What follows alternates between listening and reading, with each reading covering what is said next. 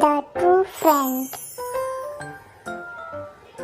Once there were two friends, a squirrel and a puppy. They used to live and play together. The squirrel was very sporty and always won the game. The puppy used to feel bad and thought that it was of no use. One day it started raining heavily. The squirrel was in high spirits.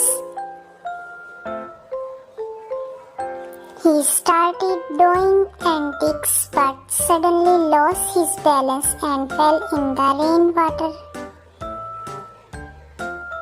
He called his friend the puppy for help. The puppy came to his rescue.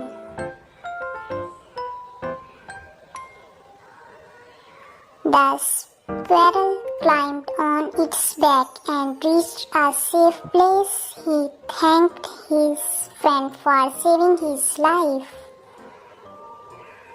Moral: always have confidence in yourself. Everyone is unique in